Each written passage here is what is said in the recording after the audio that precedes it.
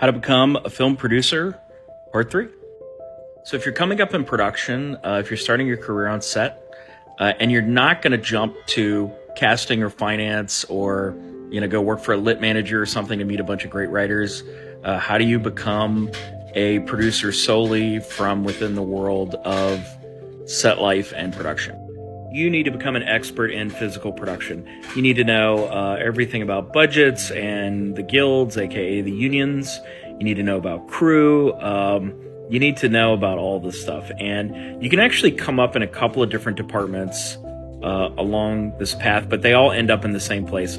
They all end up with you either as a unit production manager or a line producer.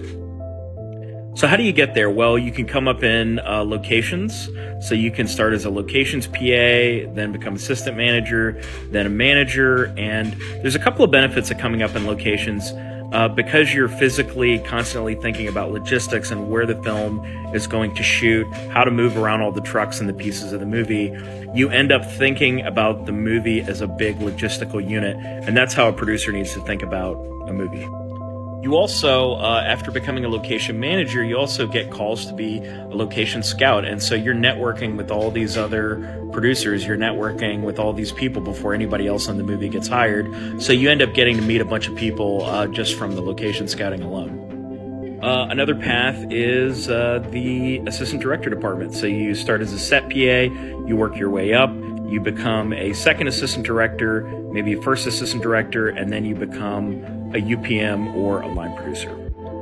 Another department you can work your way up in is the production office. You can start as an office PA, work your way up, you become the production coordinator, unit production manager, and then you make the jump and you get production supervisor credits, then producer credits.